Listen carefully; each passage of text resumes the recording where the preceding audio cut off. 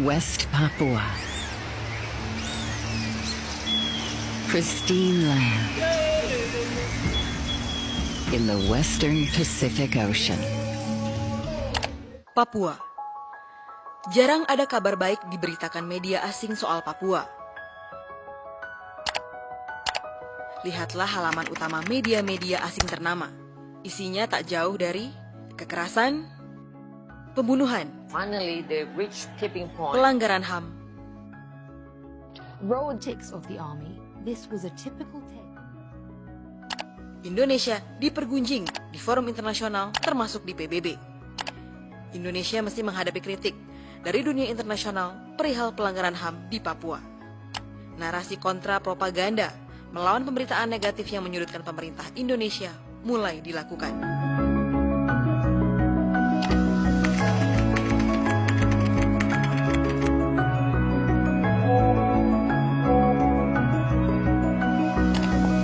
Strategi counter propaganda atau counter naratif pun dapat dijadikan pilihan.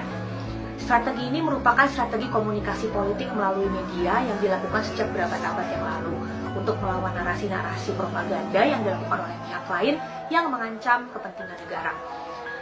Sebut saja contohnya adalah Rusia dalam kasus Ukraina.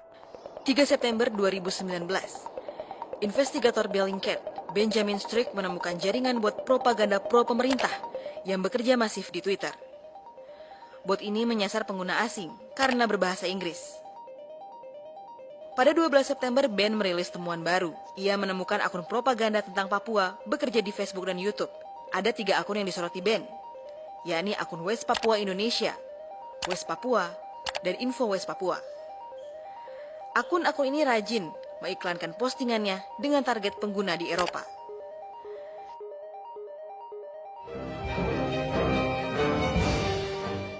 Facebook menelusuri temuan Ben.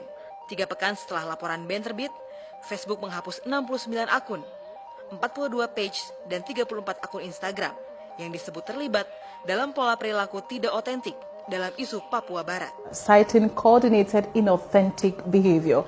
Menurut Head of Cybersecurity Facebook, Nathaniel Glacier, orang-orang di belakang jaringan ini menggunakan akun palsu untuk mengelola halaman, menyebarkan konten mereka, dan mengarahkan orang ke situs di luar platform.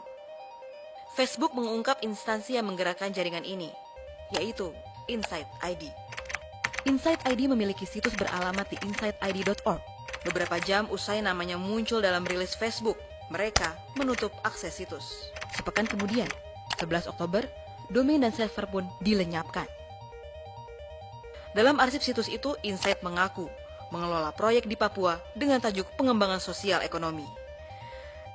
Dan saat membedah subdomain di situs ini, Insight ID memang memiliki banyak situs yang bertemakan Papua.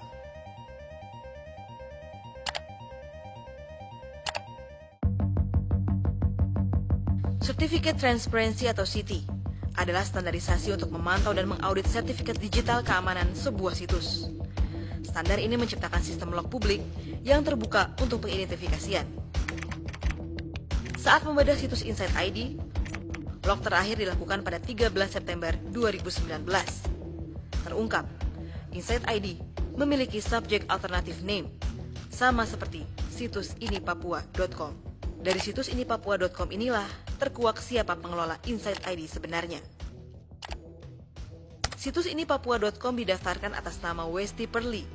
Situs ini juga diregistrasi pada satu nomor seluler, yang jika ditelusuri nomor tersebut, semuanya mengarah kepada satu nama, yakni Pera Malinda Sihite.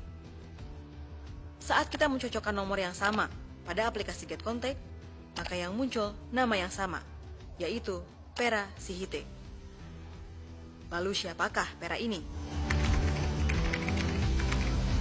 Pera menghapus seluruh akun media sosial miliknya, baik Twitter maupun Instagram. Di akun change.org, Pera mengaku berkuliah di Universitas Bakri. Nama Pera pernah muncul dalam artikel yang diterbitkan di situs resmi kampusnya.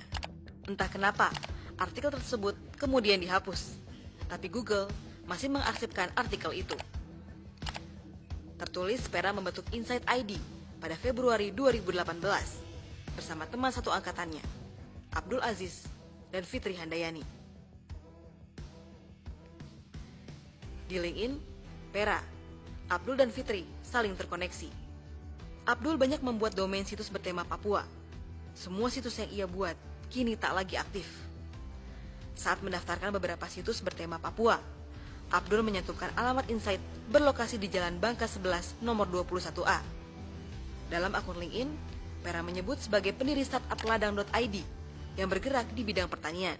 Ladang.id juga didaftarkan beralamat sama seperti Insight, yakni Jalan Bangka 11 nomor 21A. Kami mendatangi kantor Insight ID di Jalan Bangka 11 nomor 21A dan kesulitan mencari nomor rumah tersebut. Kami hanya menemukan rumah bernomor 21B. Padahal berdasarkan tangkapan Google Street View per Januari 2019, rumah bernomor 21B yang kami datangi mestinya bernomor 21A. Terlihat nomor yang tertera di dinding terlihat baru diganti. Sang pemilik seperti enggan rumahnya diketahui publik. Sedangkan Fitri Handayani yang juga tercatat sebagai pendiri Insight ID menolak untuk ditemui. Ia hanya memberikan jawaban melalui surel dan menjelaskan tentang Insight ID. Insight membantah segala tuduhan yang diungkap Facebook, termasuk beriklan hingga $300.000 Amerika.